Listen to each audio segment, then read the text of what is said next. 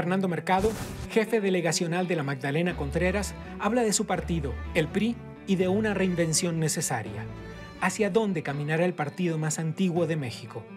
Esta noche, Fernando Mercado, en La Pura Verdad.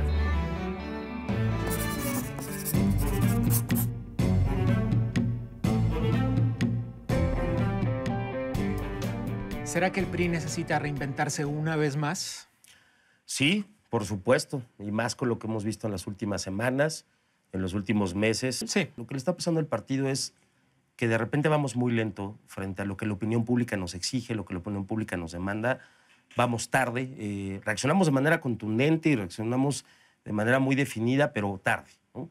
Y lo segundo es que a veces creo que nos da miedo podernos quitar el lastre cuando todavía estamos a tiempo.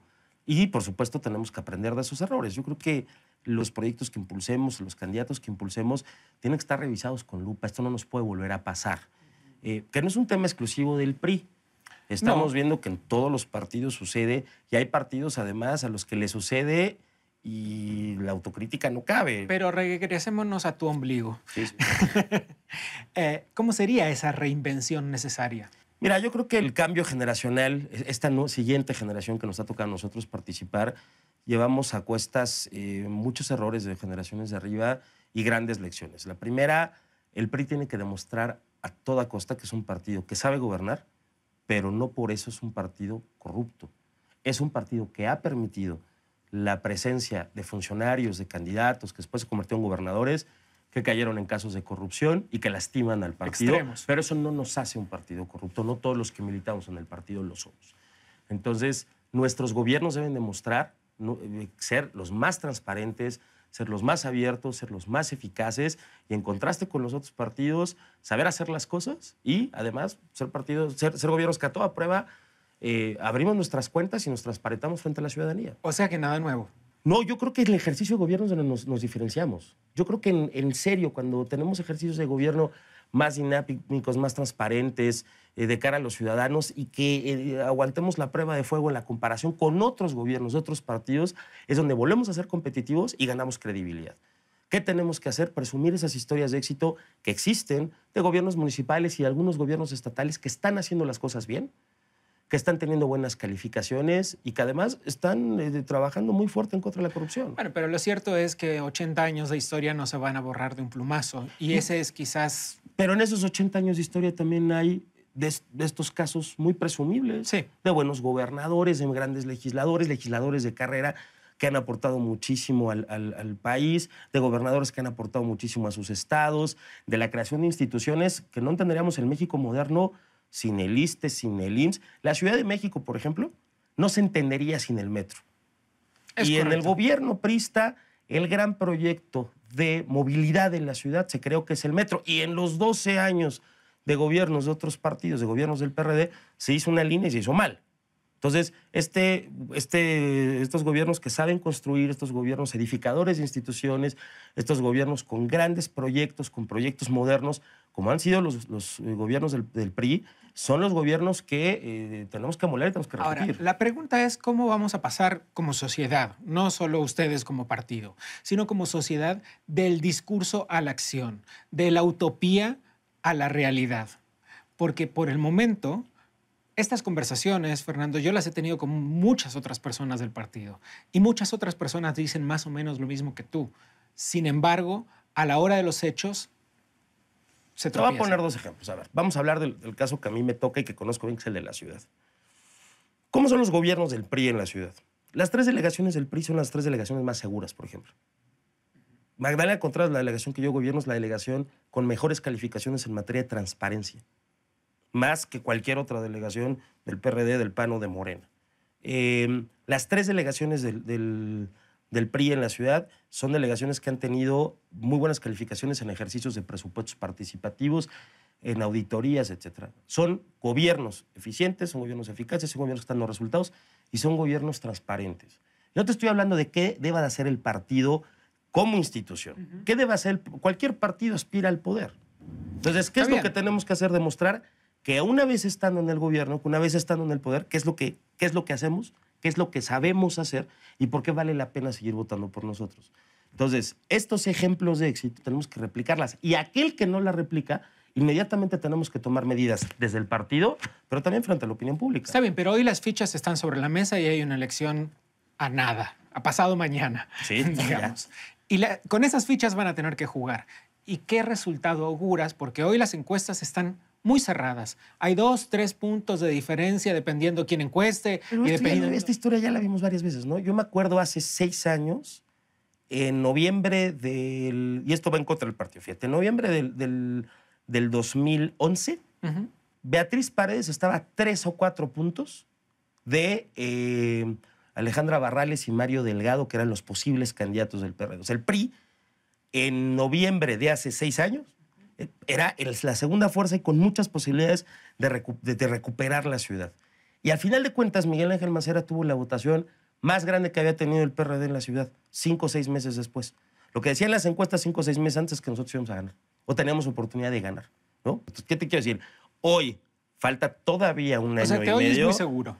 Yo creo que todavía tienen muchas cosas que pasar. El PRI no tiene un candidato claro a la presidencia todavía, y habría que ver quién es. El único partido que ya nos queda clarísimo que tiene candidato es Morena, ¿no? Pero también nos queda claro que lo máximo que puede tener Morena en materia de preferencia electoral lo tiene hoy. Andrés Manuel no le queda más que bajar. Morena en la ciudad tiene los mejores números hoy. Pero eso es augurio. No les queda más que para bajar. Eso no es ciencia, es augurio. Ahí está el Andrés Manuel. Y lo que me queda claro que el PRI como partido y contigo como vocero en este momento tienen un adversario claro. Conmigo como vocero en este momento. Sí, por supuesto. Y estaríamos equivocados en ese discurso que le da vueltas a los temas. Andrés Manuel hoy es el candidato a vencer en las encuestas. Hoy en las encuestas es con el que tenemos que preparar y es el que tenemos que ir haciendo un discurso y una política de contraste frente a lo que representa y lo que representamos nosotros. Pero que hoy falta mucho tiempo para la elección del 2018.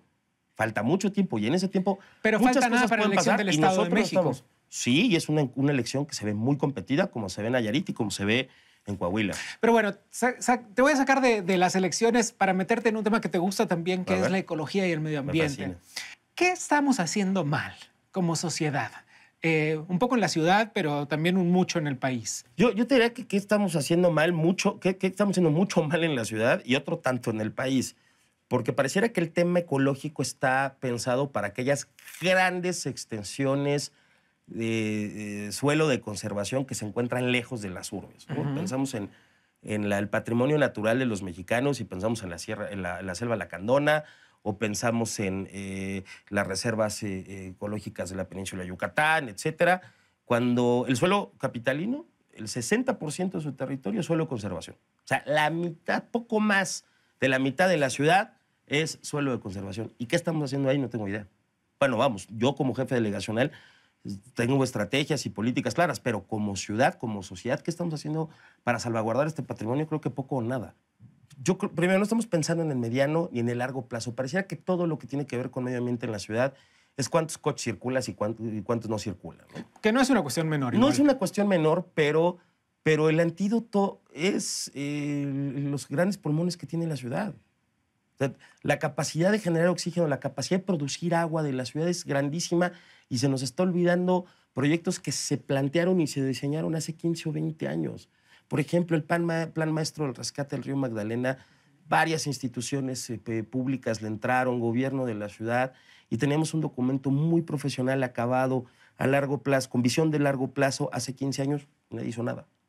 Pero lo mismo para Xochimilco, lo mismo para Gran Canal, lo mismo para Guayamilpas, o sea, ha habido grandes proyectos que depende del gobierno en turno que se toman o no se toman. Y el tema del medio ambiente tiene que ser tomado con una política de Estado de aquí a 50 años, por lo menos con los primeros entregables.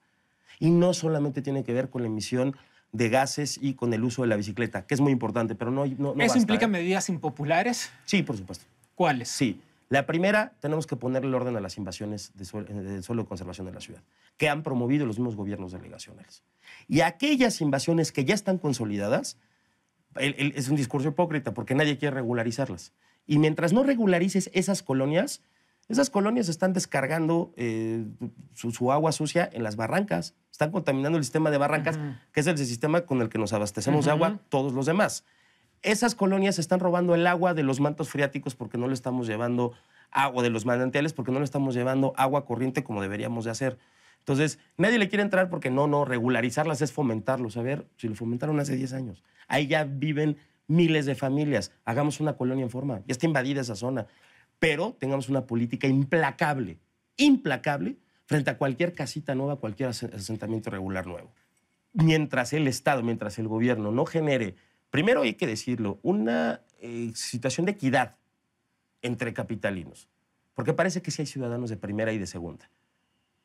Los que vivimos en el surponiente de la ciudad y los que viven en la parte centro. Las opciones, las alternativas, la infraestructura no es la misma.